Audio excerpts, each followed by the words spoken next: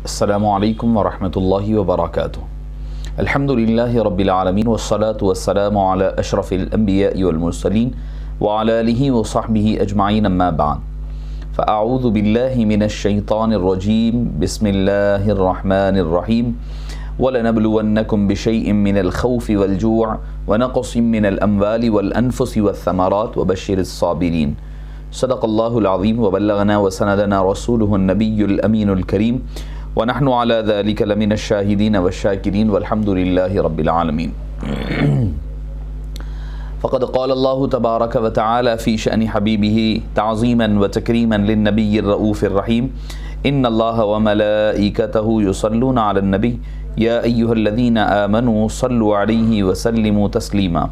اللہم صلی وسلم وزد وبارک علی حبیبک ونبیک وخلیلک ورسولک سیدنا محمد وعلی آلہ وصحبہ اجمعین والحمد للہ رب العالمین۔ ان اللہ معزز سامعین کرام، شفیق بزرگوں اور عزیز ساتھیوں،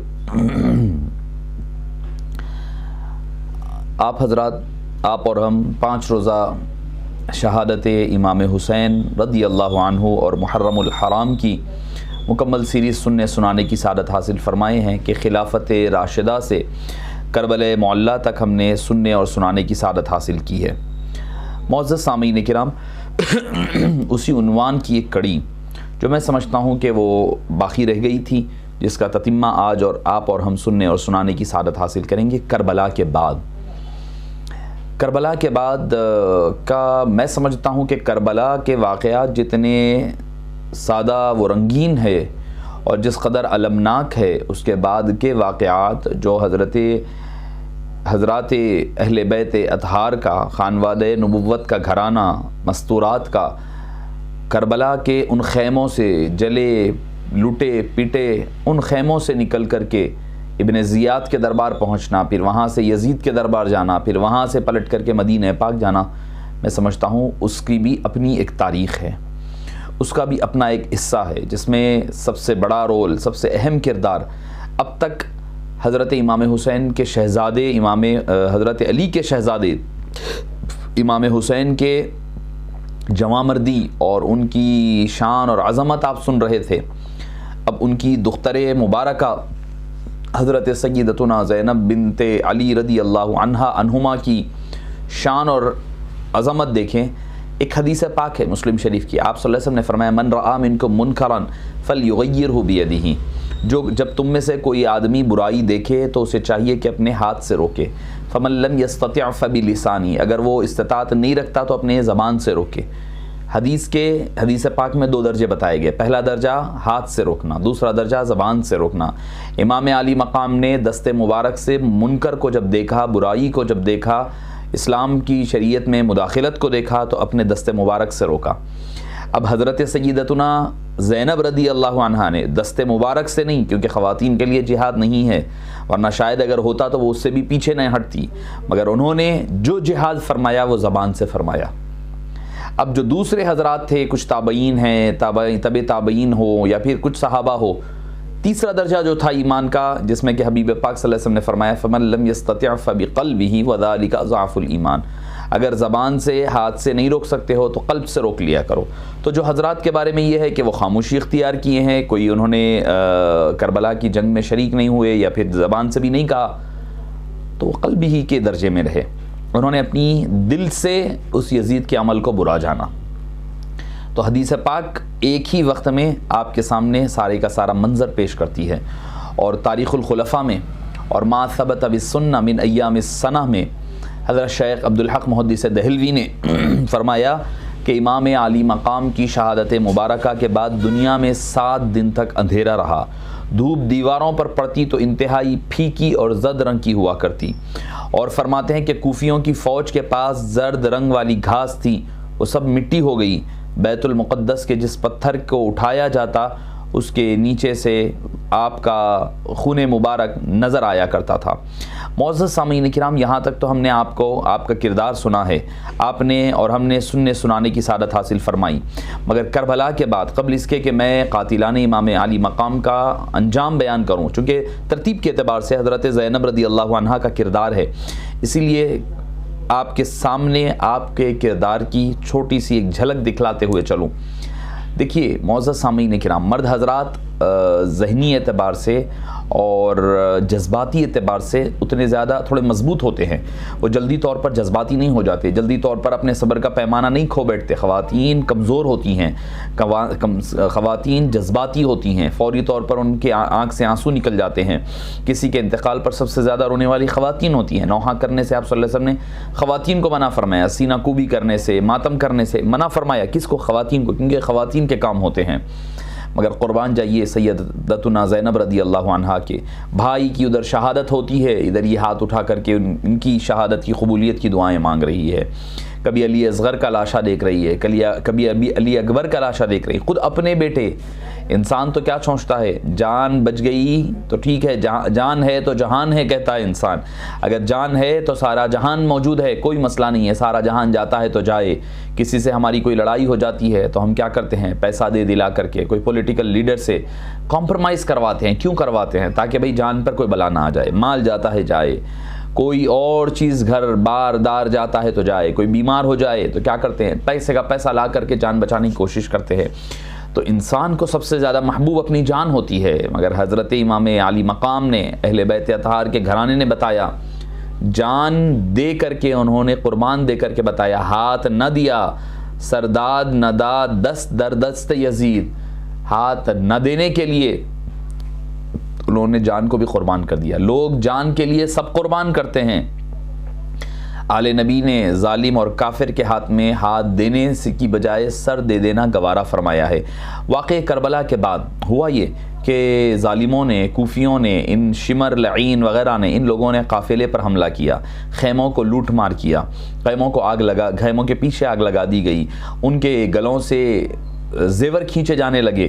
تو حضرت زینب نے رضی اللہ عنہا نے فرمایا کہ اے ظالموں، آل نبی کا گھرانہ ہے، جن کی مستورات کا ذکر قرآن میں راست آیا ہے، یا ایھا النبی قل لازواجک وبناتک ونساء النبی ونساء المؤمنین یدنین علیہن من جلا، راست طور پر جن کا ذکر آیا ہے ان کے سروں پر چادریں ڈالے جائے۔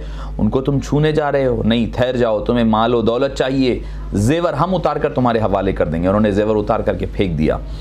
پھر بدماشوں نے، لعینوں نے، بدتمیزوں نے ان اہل بیت اطہار کے گھرانے والوں کی خواتین اور مستورات کی چادروں کو کھینچ لیا۔ بے سرو، جن کے ماں حضرت سیدتنا فاطمہ الزہرا کبھی برہنہ سر نہیں ہوا کرتی تھیں، ان کی بیٹیوں کو آج برہنہ سر کیا گیا، ان کی پوتیوں کو، ان کے بہووں کو، ساری خواتین اور مستورات کو اس اسیری کے عالم میں، سفر اسیری میں انہوں نے ایسا بے سر و سامان کیا۔ مگر اس کے باوجود جب وقت عصر آیا تو بی بی زینب نے فرمایا، اے ام رباب، اپنا غم۔ حضرت رباب کون؟ حضرت ام رباب کے بارے میں آتا ہے کہ ان کا معاملہ تو ایسا تھا کہ جب وہ حضرت امام علی مقام بہت محبت فرماتے، بہت چاہتے تھی ان سے، فرماتے کہ ام رباب تم جب اپنے مائکے اپنے گھر جاتی ہو تو جلد واپس آ جایا کرو، تمہارے بغیر میرا دل نہیں لگا کرتا۔ تو وہ غم میں نڈھال ہو رہی ہیں۔ انہوں نے کہا کہ اے ام رباب، اے شہر بانو، ساروں کو فرمایا، نام لے کر کے فرمایا، اپنے غم کو بازو رکھو، وقت عصر ہو چکا ہے، عصر کی نماز ادا کرو۔ کیوں؟ اگر تم آج یہ نماز چھوڑ دو گے تو مسئلہ کیا ہوگا کہ ان کی جو قربانیاں ہوئی ہے، جو قربانیاں کربلائے معلیٰ میں دیا ہے، وہ ساری کی سارے ضائع نہ ہو جائیں۔ معزز سامعین کرام، یہ مقام اور یہ مرتبہ اللہ تعالیٰ نے ان حضرات کو عطا فرمایا۔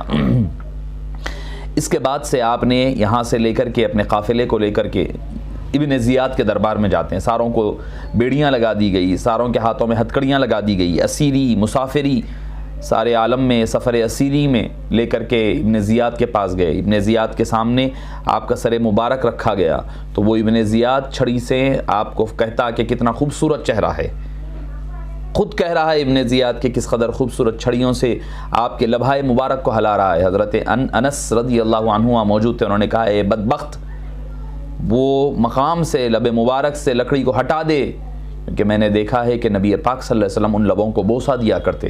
وہ کہنے لگا بے نسل کا، حرامی النسل کہنے لگا کہ اے انس، اگر تم صحابی رسول نہیں ہوتے، بوڑھے نہیں ہوتے تو میں تمہیں قتل کر دیتا۔ لہٰذا پھر آپ کے سر مبارک کو وہاں سے لے کر کے دمشق یعنی کربلا سے لے کر کے کوفہ سے نکل کر کے اب جا رہا ہے دمشق کی طرف، کیونکہ ڈمیسکس جو تھا سیریا کا کیپٹل تھا جس میں یزید لعین رہا کرتا تھا، اور یہ لے جا کر کے امام حسین رضی اللہ عنہ ارضاہ کا اپنے بھائی کا سر انور جو خون آلود ہے، اور غمناک الفاظ میں آپ نے فرمایا کہ اے حسین، اے محبوب خدا، اے مکہ و مدینے کے والی بیٹے، اے فاطمۃ الزہرا کے بیٹے، محمد مصطفیٰ کے بیٹے۔ پھر اس کے بعد آپ نے جب دیکھا کہ یزید لعین بھی سر مبارک پر آپ کے چھڑیاں پھرا رہا ہے، تو وہاں پر ایک اور صحابی رسول تھے، انہوں نے کہا، حضرت ابو برزہ الاسلمی جو صحابی رسول تھے وہاں موجود تھے، یزید کو کہا، یا یزید کیا تو چھڑی سے فرزند رسول کے، فرزند فاطمہ کے دندان مبارک پر مار رہا ہے؟ میں نے اپنی آنکھوں سے دیکھا ہے پیغمبر حسین اکرم صلی اللہ علیہ وسلم حسین اور ان کے بھائی کے لبوں کو، دندان مبارک کو بوسہ دیتے تھے کہ تم دونوں نوجوانان جنت کے سردار ہو، جو تمہیں قتل کرے خدا اس کو قتل کرے، اور اس پر لعنت ہے اور اس کے لیے جہنم کو آمدہ کرے، اور بہت خراب جگہ ہے۔ یزید غصے میں چیخنے لگا اور حکم دیا کہ اس صحابی رسول کو دربار سے نکال دیا جائے۔ یزید نے جب امام علی مقام کے دندان مبارک اور ہونٹوں پر چھڑی کے ذریعے سے لگاتا اور فخریہ اشعار پڑھے کہ ہم نے تو بدر و احد کا بدلہ لے لیا ہے۔ آج اگر میرے باپ دادا زندہ ہوتے، اگر میرے آبا و اجداد یعنی جو بدر میں مارے گئے تھے، ابو سفیان کے جو خسر تھا، عتبہ، شیبہ، ولید، سارے کے سارے مارے گئے تھے، یہ یزید کے نانا ہوتے تھے۔ عتبہ جو ہے یزید کا نانا، اور شیبہ نانا کا بھائی، اور ولید یزید کا ماموں ہوتا تھا۔ تو انہوں نے کہا کہ اے لوگو، اگر آج اے میرے آبا و اجداد، اے مردو، اگر تم دیکھ لیتے آج تو تمہارے روحیں خوش ہو جاتی، میں نے بدر و احد کا بدلہ ان سے لے لیا ہے۔ معزز سامعین کرام، حضرت بی بی زینب نے جب یہ سنا تو اٹھ کر ٹھہر گئی، یزید کی تحقیر اور مذمت فرمائی۔ کیسی مذمت جس میں عام لوگ زبان کھولنے سے ڈر رہے ہیں۔ اس مقام پر سیدہ کائنات کی بیٹی حضرت حیدر کرار کی بیٹی لاڈلی اٹھ کر کے وہاں پر یزید کے خلاف عرض کر رہی ہے، خطبے کا آغاز فرماتی ہیں۔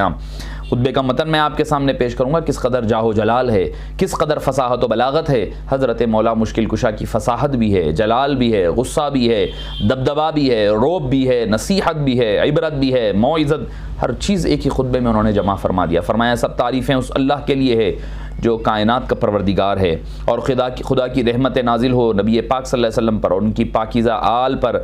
اما بعد، بالآخر ان لوگوں کا انجام برا ہے جنہوں نے اپنے دامن حیات کو برائیوں سے کی سیاہی سے داغدار کر کے اپنے خدا کی آیات کی تکذیب کی اور آیات پروردگار کا مذاق اڑایا۔ کیسے اڑایا؟ قرآن کہہ رہا ہے قُلْ لَا أَسْأَلُكُمْ عَلَيْهِ أَجْرًا إِلَّا الْمَوَدَّةَ فِي الْقُرْبَى، اور یہ اسی آیات کی خلاف ورزی مذاق کیسے اڑا رہے ہیں، ان کا قتل کر کے اڑا رہے ہیں۔ یعنی امام حسین کی مذاق اڑانا نہیں فرمایا، بلکہ آیات قرآنی کی تکذیب بتایا، آیات پروردگار کا مذاق اڑانا فرمایا۔ کیوں فرمایا؟ وہ اس لیے فرمایا تاکہ پتہ چل جائے کہ لوگوں کو پتہ چل جائے کہ حسین کا مذاق اڑانا یہ قرآن کا مذاق اڑانا ہے، حسین کی تکذیب قرآن کی تکذیب ہے۔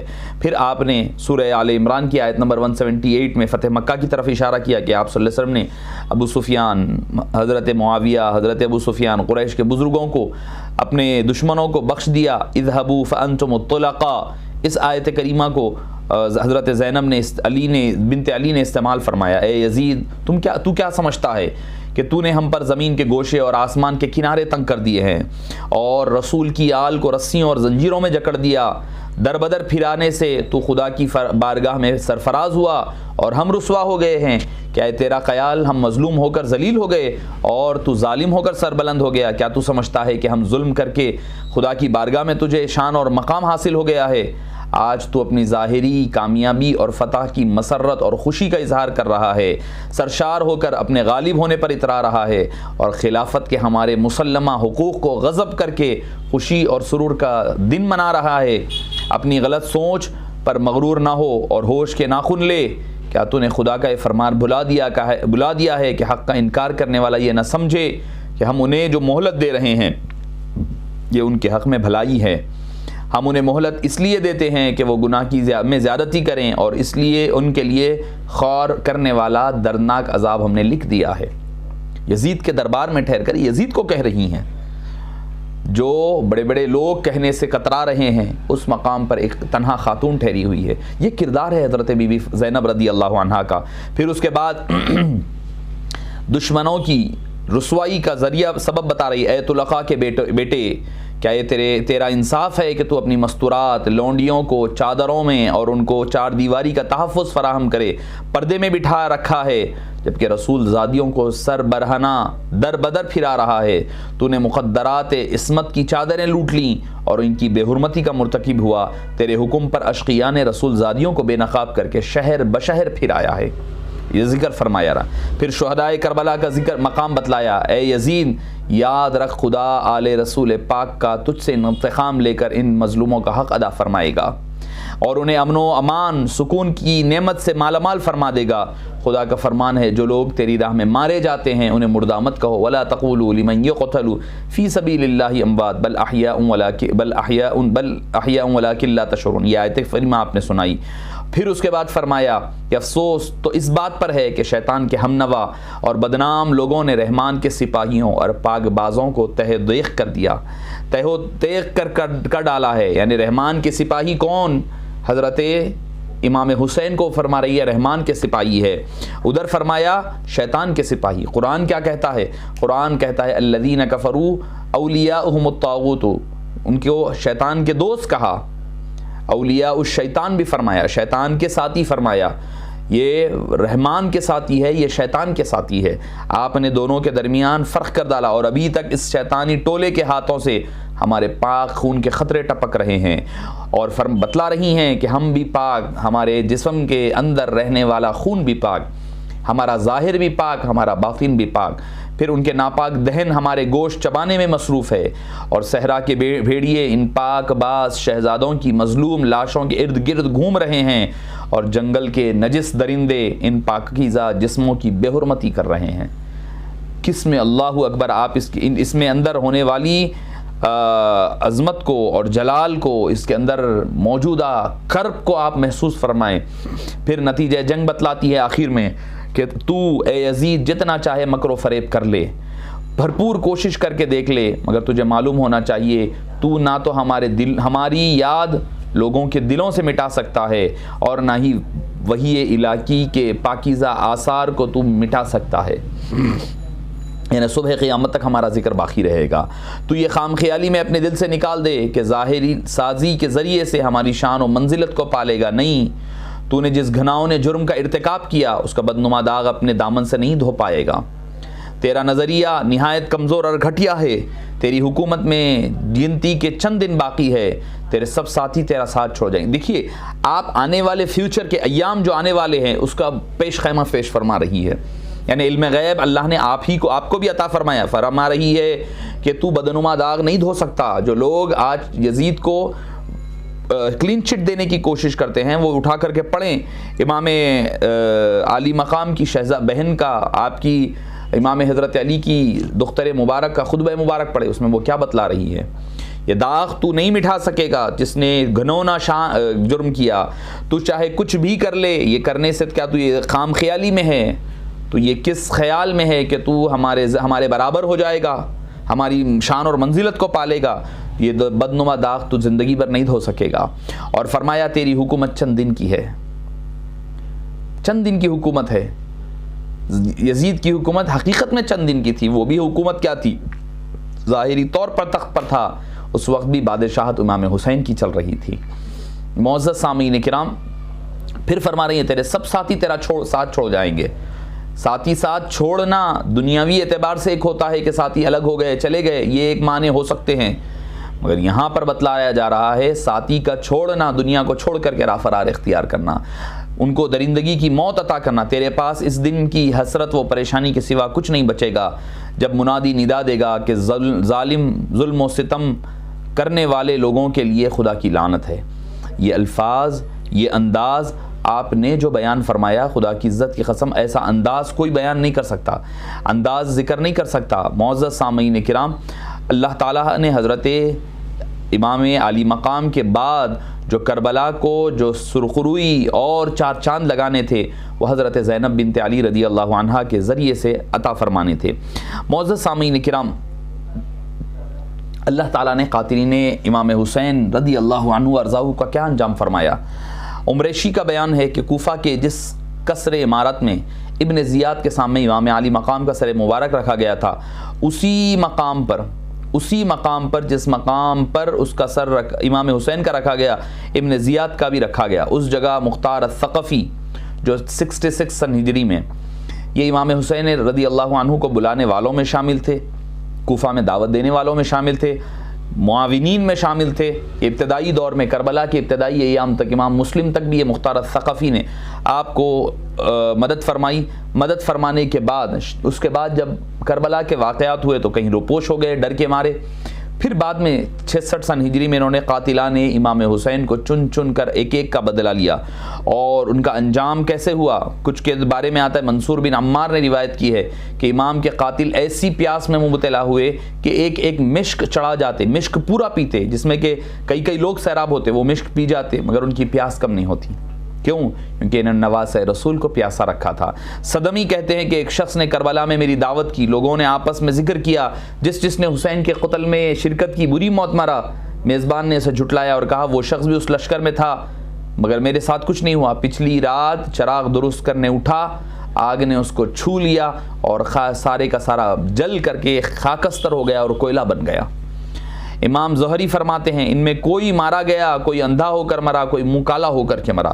امام واقدی فرماتے ہیں ایک بوڑھا وقت شہادت امام موجود تھا، شریک نہ ہوا، اندھا ہو گیا۔ سب نے پوچھا، اس نے کہا کہ کیوں اندھے ہوئے؟ اس نے کہا کہ رسول اکرم صلی اللہ علیہ وسلم کو خواب میں دیکھا، آستین چڑھائے ہوئے ہیں، دست اقدس میں ننگی تلوار ہے، سامنے حسین کے 10 قاتل ذبح کیے ہوئے پڑے ہیں۔ حبیب پاک دست مبارک سے نبی کریم صلی اللہ علیہ وسلم نے اس بوڑھے پر غضب فرمایا کہ تو نے موجود ہو کر اس کو گروہ کو بڑھایا اور خون امام حسین کی ایک سلائی لے کر آنکھوں میں لگا دی۔ تو کہتا ہے کہ اس کے اٹھا تو اس کے بعد سے میں اندھا ہو گیا۔ ابن الجوزی فرماتے ہیں جس شخص نے سر مبارک کے امام مظلوم اپنے گھوڑے پر لٹکایا تھا، چند روز بعد اس کا منہ کالا کوئلے سے زیادہ سیاہ ہو گیا۔ لوگوں نے کہا تیرا چہرہ تو عرب میں تر و تازہ مانا جاتا تھا۔ تو وہ کہنے لگا جب سے وہ سر اٹھایا ہر رات 2 شخص آتے ہیں اور بازو پکڑ کر بھڑکتی آگ میں لے جا کر دھکا دے دیتے ہیں، سر جھکتا ہے، آگ چہرے کو مارتی ہے، نہایت برے حالوں میں ہو کر کے مر گیا۔ ایک بوڑھے نے نبی کریم صلی اللہ علیہ وسلم کو خواب میں دیکھا کہ سامنے ایک تشت میں خون رکھا ہوا ہے اور لوگ پیش کیے جاتے ہیں، آپ صلی اللہ علیہ وسلم نے اس خون کا دھبا لگا دیتے ہیں۔ جب اس کی باری آئی تو اس نے عرض کیا میں تو موجود نہیں تھا۔ آپ نے فرمایا دل سے تو نے چاہا تھا یہ ہونا۔ پھر انگشت مبارک سے اس کی طرف اشارہ کیا۔ صبح جب وہ اٹھا تو وہ بھی نابینا اور اندھا ہو گیا۔ معزز سامعین کرام، یہ تو چند ایسے معاملات ہیں جن کے بارے میں بتلایا جاتا ہے کہ جو رہے، جن لوگوں نے جس اعتبار سے امام علی مقام کی شہادت میں شریک رہے، حصہ لیا، اللہ تعالیٰ نے ان کسی کو بھی معاف نہیں فرمایا۔ مختار الثقفی کا نے عہد لیا سب سے کہ اب ہم امام علی مقام کے دشمنوں سے ایک ایک کر کے بدلہ لیں گے۔ پہلے ہم دیکھتے ہیں کہ شمر ملعون، شمر کو جب گرفتار کر کے مختار الثقفی کے سامنے لایا گیا تو مختار کی آنکھیں غصے سے سرخ ہو گئی، غضبناک ہو کر کھڑا ہوا اور شمر سے کہا جس ہاتھ سے گردن حسین پر خنجر مارا تھا وہ اٹھا۔ شمر نے رو کر کہا کہ میں پیاسا ہوں، پہلے تھوڑا پانی پلا دو۔ مختار الثقفی نے کہا بدبخت تو نے اہل بیت مصطفیٰ پر پانی بند کیا اور اب ہم سے پانی مانگتا ہے۔ پہلے نیزے مار کر اس کا بند زخمی کیا گیا، پھر قتل کر کے لاش کو کتوں کے حوالے پھینکوا دیا گیا۔ ایک روایت میں آتا ہے کہ پہاڑیوں میں چھپتا پھرتا تھا تو اس کو نیزے مار کر کے ہلاک کیا گیا۔ شمر لعین کا جو بدبخت نے حضرت امام علی مقام پر پہلا حملہ کیا تھا۔ حرملہ وہ بدبخت اور ملعون تھا جس نے حضرت علی اصغر معصوم کے حلق مبارک پر تیر چلایا تھا۔ جب مختار الثقفی کے سامنے لایا گیا تو اس نے سپاہیوں کو حکم دیا کہ معصوم اصغر کا گلا چیرنے والے حرملہ جو تھا اس کے گلے پر تیر چلاتے جاؤ، اس کے گردن کو تیروں سے پرو کر کے پھر اس کے ہاتھ کٹوائے، پھر پاؤں کا حکم دیا، پھر پاؤں کو کاٹنے کا حکم دیا، پھر آگ جلا کر کے اس میں پھینک دیا گیا۔ یہ ہے خون بدلے خون امام علی اصغر رضی اللہ عنہ کا انتقام لیا گیا۔ ایسا انتقام ہوا، خولی بن یزید اس شیطان کو جب دربار مختار میں پیش کیا گیا تو اس نے کہا یہی وہ مردود ہے جس نے سر شبیر کو نیزے پر چڑھایا تھا۔ پہلا شخص تھا خولی بن یزید، یہ کہہ کر کے اس نے پہلے داہنا ہاتھ کاٹنے کا حکم دیا، پھر بایاں ہاتھ کاٹا گیا، پھر دونوں پاؤں کاٹے گئے اور اس کا دھڑ اسی طرح باہر پھینک دیا گیا اور جسم سے خون رستے رستے بہتے بہتے وہ ایسی حالت میں مر گیا۔ مالک بن بشیر یہ بھی امام علی مقام پر تیر برسانے والوں میں شامل تھا، اس کے ہاتھ پاؤں کٹوا دیے گئے، اس طرح تڑپتا ہوا وہ واصل جہنم ہوا۔ سنان بن انس اس شقی القلب نے امام علی مقام کے سینے مبارکہ پر چڑھ کے آر پار نیزہ بھی کیا تھا اور اس کے سر کو بھی کاٹ دیا گیا۔ یہ آگے آگے بھاگتا اور پناہ گاہیں تلاش کرتا، مختار الثقفی کی فوج اس کے پیچھا کرتی۔ یہ پہلے بصرہ گیا، وہاں سے قادسیہ، پھر قادسیہ اور غدیب الحجانات کے درمیان گرفتار کر لیا گیا، اس کی انگلیاں کاٹ دی گئی، پھر اس کے ہاتھ کٹے، پھر پاؤں کی انگلیاں کاٹی گئی، پھر پیر کاٹے گئے، اس کے بعد اس کے کان چیر دیے گئے، پھر خنجر نیز مار کر کے آنکھیں نکال دی گئی اور روغن زیتون کا گرم تیل کی دیگ چڑھا کر کے اس میں اس کو زندہ ڈال دیا گیا۔ یہ سنان بن انس تھا جس نے امام علی مقام کے سینے مبارکہ پر پہلی مرتبہ جا کر کے وار نیزہ دھسایا تھا۔ حکم بن طفیل اس نے امام علی مقام کا لباس اتارا تھا۔ حضرت عباس علمدار پر بازو قلم کرنے کے بعد تیر چلایا تھا، اس کو مختار الثقفی کے فوجی افسر عبداللہ بن کامل نے گرفتار کیا، پھر اس پر تیر چلا کر کے واصل جہنم کیا۔ ابن زیاد ملعون یہ تو مردود بھی چھپا ہوا تھا، جب مختار الثقفی کے لشکر نے گھیراؤ کیا تو مقابلہ کرتا رہا، آخر گرفتار ہو کر اسی دارالحکومت میں لایا گیا۔ دیکھیے عجب حال ہے، عجب انتقام ہے۔ آخرت کا انتقام تو باقی ہے، مگر اس دنیا کا انتقام دیکھیں۔ اس کو گرفتار کر کے اس کو کس کر کے مشقیں باندھی گئی اور سپاہی اس کے منہ پر تماچے مار کر لا رہے تھے۔ جب مختار کے سامنے لایا تو اس نے سب سے پہلے اس کے جسم کے ایک بوٹی کاٹنے کا حکم دیا۔ جب اس کے ایک عضو کٹ گیا تو اس کی لاش پر گھوڑے دوڑائے گئے، پھر اس کا سر کاٹ کر رکھ دیا گیا اور لاش کو آگ میں پھینک دیا گیا۔ اس کا سر بھی لوگوں کے سامنے ہی پڑا ہوا تھا کہ اس درمیان میں ایک سانپ آیا اور اس کے ساتھ بتلایا جاتا ہے اور کئی چہرے تھے رکھے ہوئے، منڈیاں گردنیں رکھی ہوئی تھیں۔ اس کی ایک ناک کی ایک نتنی میں گھس کر دوسری نتنی سے باہر آ گیا۔ اس سانپ نے ایسا کئی بار کیا، بار بار آ رہا ہے، لوگ چیخ رہے ہیں ہٹ جاؤ، سانپ آیا۔ ہٹ رہے ہیں، سانپ آ رہا ہے، ناک میں سے گھس رہا ہے، پھر دوسری ناک کی نتنی سے نکل کر باہر، پھر اس کے بعد وہ سانپ غائب ہو گیا اور چلا گیا، کسی اور کو تکلیف نہیں دیا، صرف ابن زیاد کے لیے خاص طور پر آیا اور اس کو تکلیف دے کر کے چلا تھا۔ یہ تھا خون امام حسین رضی اللہ عنہ وارضاہ کا انتقام۔ ہر شخص اپنے ظلم کی سزا بھگت رہا تھا، لیکن انتقام آخرت ابھی باقی ہے۔ جس روز ابن زیاد کو اپنی کرتوتوں کا بدلہ دینے پر اس روز بھی یوم عاشورہ تھا، یہ 10 محرم 66 سن ہجری کا واقعہ تھا۔ اس کے ساتھ یزید نے وعدہ کیا تھا کہ جب تم میرے راستے سے ابن حسین ابن علی کو ہٹاؤ گے تو میں تمہیں خراسان کا حکمران بنا دوں گا، لیکن نہ تو وہ وعدہ ہی پورا ہوا، نہ ہی کوفہ کی بصرہ کی گورنری باقی رہی۔ بالآخر کتوں کی موت مر کر کے وہ ختم کر دیا گیا اور مار دیا گیا۔ معزز سامعین کرام، حکیم بن مالک بن حشم ظالم نے امام علی مقام کا خود لوٹا تھا، دردناک انجام کو پہنچا۔ اسی طرح ابن مالک حلجی نے آپ کے مال کو لوٹا تھا، آپ کے خود کو لوٹا، پھر بعد میں مال کو لوٹا تھا، جس کی گردن زیاد بن مالک نے ہجوم کے سامنے ایک ہی وار میں اڑا دی۔ شمر آپ کی سواری مبارک کا اونٹ پکڑ کر کے کوفہ لایا تھا، پھر اس کو ذبح کر کے اس کا گوشت کون سی اونٹنی، جس اونٹنی کو بطور شکرانے کے سب کے گھروں میں بانٹا گیا تھا، تو ابن زیاد کا سر اسی طرح اس کا بھی مختار ثقفی کے لوگوں نے ٹکڑے کر دیے، ٹکڑے کر کے انہوں نے اس کا سارے علاقوں میں ڈال دیے گئے، یہ بتلانے کے لیے کہ جو امام علی مقام کے اونٹ کا یا گھوڑے کی بھی بے ادبی کرے گا اس کے ساتھ بھی ایسا ہی مقام اور انجام کیا جائے گا۔ منصور کہتے ہیں کہ میں نے شام میں ایک شخص کو دیکھا، اس کا منہ کامنا تھا، سبب پوچھا کہ وہ کیا بات ہے، تو وہ کہنے لگا کہ وہ حضرت مولا علی رضی اللہ عنہ اور ان کی پاک آل و اولاد پر لعنت بھیجا کرتا تھا۔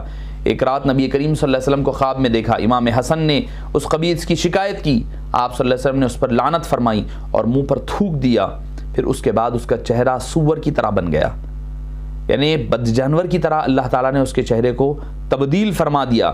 معزز سامعین کرام، یہ تو داستان تھی چند اس یزید کے چیلوں کی یزید کا معاملہ یہ ہوا کہ جب وہ یزید کا آخری کارنامہ، یہ تو آپ نے سنا ہے کہ اس نے امام علی مقام کو شہید کروایا، سارا واقعہ ہوا. اس کے بعد حجاز مقدس میں جب امام حسین کی شہادت کا بے حد گہرا اثر ہوا اور لوگوں نے یزید سے نفرت کرنا شروع کر دیے، خون حسین کی پوری رانائی اور دل آویزی کے ساتھ اپنے اثرات مرتب کر رہا تھا.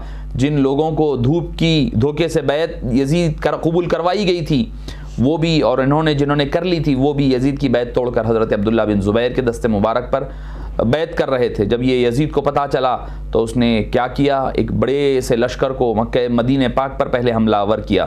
مدینہ منورہ کے لوگوں نے سنا کہ ایک دم انہوں نے بیعت کی اور عبداللہ بن زبیر کے دست مبارک پر کر لیا. سارے کے سارے لوگ اب حضرت عبداللہ بن زبیر مکہ اور مدینہ کے والی بن گئے. ابن زیاد بھی یزید سے متنفر ہو چکا تھا اور ان لوگوں نے یزید نے پھر مدینہ منورہ پر حملہ کروایا. یہ دوسرا بڑا کارنامہ تھا یزید کا. لعنت ہو ایسے اس پر خدا کی، ایسی فوج بھیجنے والے پر اور ایسی فوج پر، مدینہ منورہ کی بے حرمتی کرنے کے بعد لشکر نے مکہ معظمہ کی طرف منتقل کر دی. مصرف بن عقبہ ملعون راستے ہی میں مر گیا اور یزید کے حکم کے مطابق اس کی جگہ کسی دوسرے ملعون نے جگہ لے لی اور پھر وہ مکہ مکرمہ جا کر انہوں نے شہر کا محاصرہ کر لیا. جگہ جگہ آگ لگا دی، منجیخیں رکھ کر کے کعبہ معلیٰ پر پتھر برسائے اور کعبے پر آگ پھینکی، جس کی وجہ سے ہر طرف غلاظت پھیلائی، جس کی وجہ سے آگ کی وجہ سے غلاف کعبہ جل گیا. کعبۃ اللہ شریف کو نقصان پہنچا. مدینہ پاک میں جو قیامت برپا ہوئی اس کو تو چھوڑ بھی دیا جائے تو صرف یہ بتا دو کہ مدینہ منورہ پر فوج کشی کی اسلام اجازت دیتا ہے یا نہیں دیتا؟ مدینہ منورہ والوں کو خوف زدہ کرنے کی اجازت دیتا ہے یا نہیں دیتا؟ معزز سامعین کرام، 3 سال تھی حکومت، فقط 3 سال کی تھی حکومت یزید کی. دونوں جہاں میں بجتا ہے ڈنکا حسین کا. معزز سامعین کرام، آپ دیکھیں، اندازہ لگائیے، ابھی یہ مسلسل اسی میں حملہ ہو رہا تھا مکہ مکرمہ پر، اس پر عذاب علیم میں گرفتار ہو کر جہنم میں داخل ہو گیا اور اس کے اوپر حمس میں قولج کی شدید ترین درد تڑپ رہا ہے. شاہی حکمرانوں کی سب دوائیں بیکار ہو رہی ہے. 2-3 دن سے اٹھ رہا ہے، یہ درد چلتا رہا. لعنت اللہ علیہ و انصارہ و اعوانہ. پھر اس کے بعد وہ اسی حالت میں مر گیا اور باب الصغیر دمشق میں جہاں اس کی قبر تھی، اب وہاں شیشے کا کارخانہ ہے اور ٹھیک اسی جگہ شیشے گالنے والی بھٹی بھی بنی ہوئی ہے.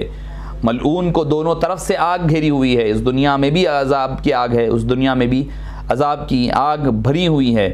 معزز سامعین کرام، یہ تھا نواسۂ رسول حضرت امام علی مقام کی کو تکلیف دینے والے اور آپ کے ساتھیوں پر ظلم و ستم کرنے والوں کا انجام کہ اللہ تعالیٰ نے اس دنیا میں بھی انہیں ذلیل فرمایا. آخرت کا انجام، آخرت کا عذاب تو ان کے اوپر باقی رہا ہے اور صبح قیامت تک وہ باقی رہنے والا ہے. اللہ عز و جل سے دعا ہے کہ باری تعالیٰ ہمیں اور آپ کو اہل بیت اطہار کے صدقے و طفیل، ان کے ماننے والوں، ان سے محبین اور ان کے متوسلین میں ہمارا شمار فرما. ہر قسم کے باری تعالیٰ جو ظلم و زیادتی کرنے والے ہیں ان سے ہمارے دامن کو، ہمارے دلوں کو محفوظ و مامون فرما. اہل بیت کی محبت میں جینے مرنے کی توفیق نصیب فرما. یزیدیوں، ہم نوائے یزیدیوں سے ہمیں قلبی، ذاتی، ہر اعتبار سے ہمارے تعلق کو توڑ دے. آمین بجاہ طہ و یاسین برحمتک یا ارحم الراحمین والحمد للہ رب العالمین.